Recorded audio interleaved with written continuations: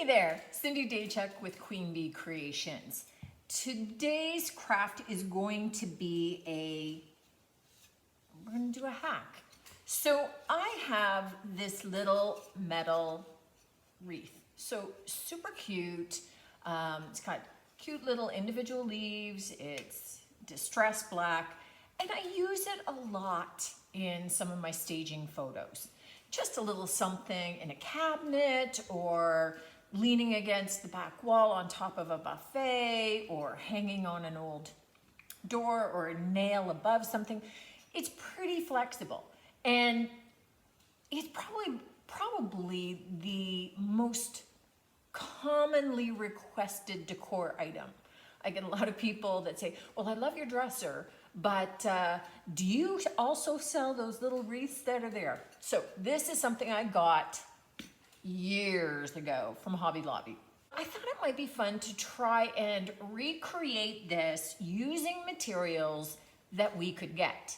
So it's not going to be identical, but it's going to be our take on this. So to start, we need to have our little wreath form.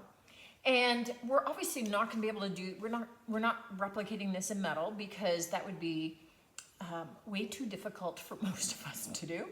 And I wanted this to be something that any of us could do. We don't have to have special metal tin snips and things like that. So to start with, I got a piece of foam core board. And these are just those presentation boards that you can get from your dollar store that the kids do for school projects. But I thought that it would be sturdy enough to serve as the backing for what we're doing. And it was much larger. I cut it down roughly to the shape and size of this. I'm just going to cut it down again to be kind of roughly the size of square that we need. And all I'm doing is taking an X-Acto knife, using my ruler, and kind of scoring it along. I'm not even going all the way through, but it easily just kind of breaks along that bend. And then I can take my X-Acto knife and just run it down that little crease. So now I have kind of roughly a square. And all I'm going to be looking at doing is kind of roughing this out to be kind of the wreath base of this, so the outside edges. So I'm just going to kind of grab a pencil for this and just kind of rough around here. It doesn't need to be perfect in terms of what I'm doing here. I'm just giving myself a bit of an idea of the dimensions. See, it's not pretty.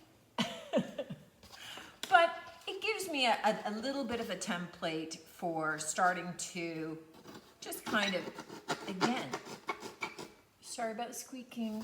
I know this will drive some people crazy, so I'll just show you roughly what I'm doing.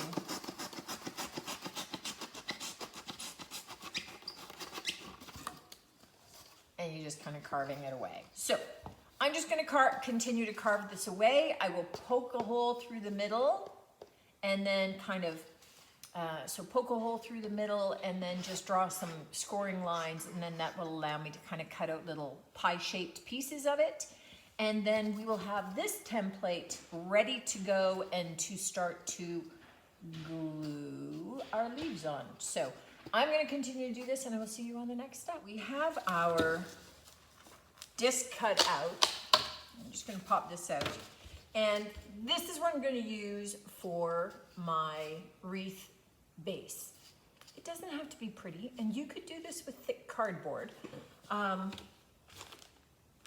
And what I have that I'm thinking for my leaves, I mean, obviously it's going to be smaller than, this is my model. I bought off of Amazon these little oval wood cutouts. They're not going to have the dimension of the other, but I'm thinking that we can use some hot glue to create a bit of a raised surface. So rather than gluing these on flat, I'd like to glue them so that they sit up a little. In my head it works. Let's see how that goes. So I'm just looking kind of like, if I do this, I need to maybe have a couple of, like a dot of glue there to serve as a bit of the raised surface. So let me try this. We're playing together. Okay, so let's try one big dollop of glue that we're just gonna let sit.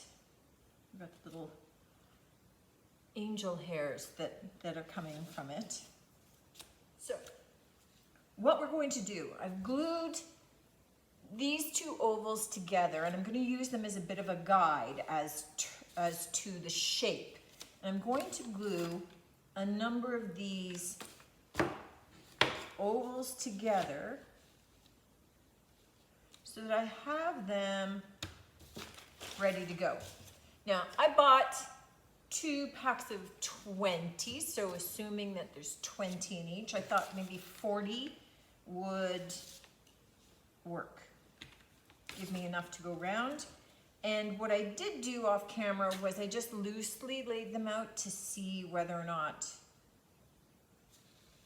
that in fact they made it. And it will take all of them. And I have to be pretty good about making sure that they're well spaced. But I'm thinking that if I at least have some of these already together, then that just helps me make it a little bit more even. All right, so let me get a couple of those. So what I have done is I put 1 dollop of glue here, and I've got my little wreath leaves glued. And what I'm going to do is use that dollop, can you see how they're angled? To have my leaves angled up so I get dimension rather than just having it flat. Glue the base of them and angle them up. So you can see how that dollop then gives that some dimension. So the idea is for this next one, let me just kind of position this where I think this next one will go. And I should have brought a pencil. I should have brought a pencil with me. Okay. So maybe putting another dollop of glue right in here.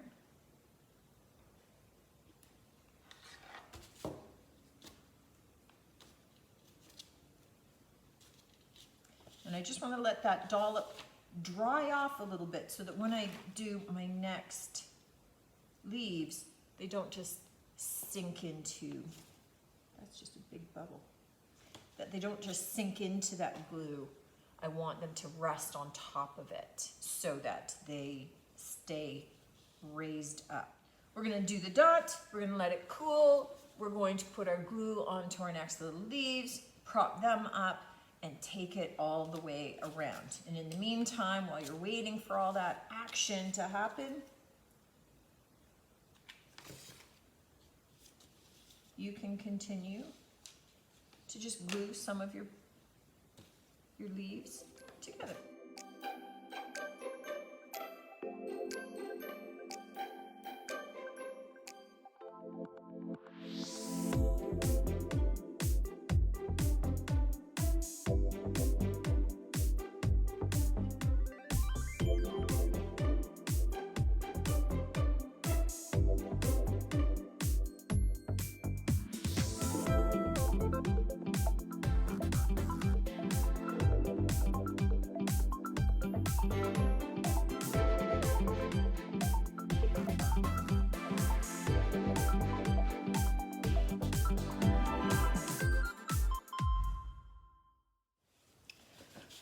Okay, gang, I think I've got this perfected. I'm putting a dollop of glue down, fairly large, and then I'm taking one of these little cork board feet. They're just little cork feet that you would put on the bottom of coasters, and I'm pushing it down into that glue, but on an angle. So it's like it makes a little ramp for my next leaf. and then I let that set. And then, so let me take you in so you can see how it's on an angle there? So we've got a little ramp for the next leaves. And I'm finding that if I let that harden up, that serves as a much better so you could use, I have the cork little buttons because I do coasters and things, but you could use a little round piece of cardboard, or it could be square, it could be a button, use what you got, right? I'm only using those because I have them. And then we just simply put some glue on the bottom of our leaves and glue it against our little ramp. Look at how easy that is. Okay, so you guys are here as I figure this out, right? But it gives us that nice raised texture. So you can see how I'm trying to give it some dimension by keeping them up in the air. That's what we're after. Perfect. I'm gonna carry on now that I've got this done. This is our completed little wreath. You can see the nice raised edges, so we've got some dimension happening here. They're not lying flat, which is exactly what I wanted. The next step, I just want to explain, because I'm gonna have to flip you over to music because I'm taking it outside. I'm gonna be spray painting this black. You could hand paint it if you want, but I think that going in under all of those leaves is going to be very tedious. So I'm opting to spray paint it black. So I'm gonna do one coat of black, front and back, just the back to make it look prettier. And then I am going to spray paint it white. Now I have bought the Rust-Oleum chalked paint in white because you got a limit to what options you've got. I have not used it, so we will see what I think about it, and I'll talk to you about it after we've done it. But I do want to do it black first because I want to distress back. If you recall our Hobby Lobby one that we are using as our guide, it's distressed back to show some of the black, and I think we're going to get a lot better definition. We're going to have a little bit of interest popping through. So I'm going to pop this outside. I'm going to use the wind. I'm going to mask up. We're going to do a little bit of spray painting out there. So I'll catch you outside.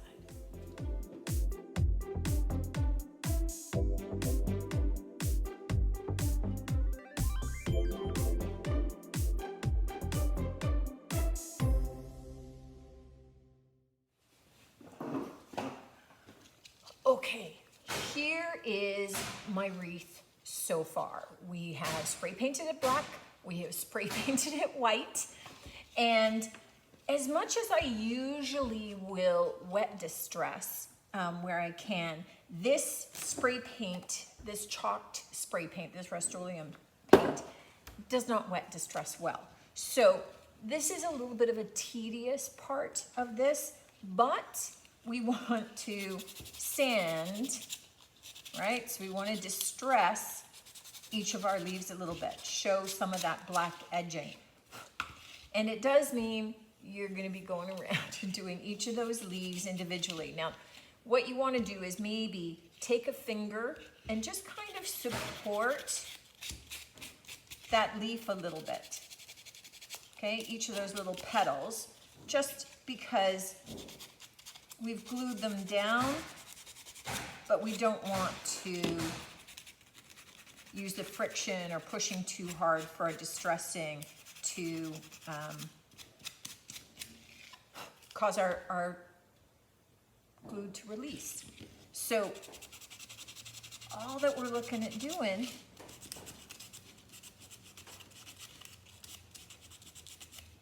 is doing some sanding, creating a little bit of that distressing all the way around. It's just going to add, I don't know if you can see it in the light there or not. It'll maybe show up better once I get it all done.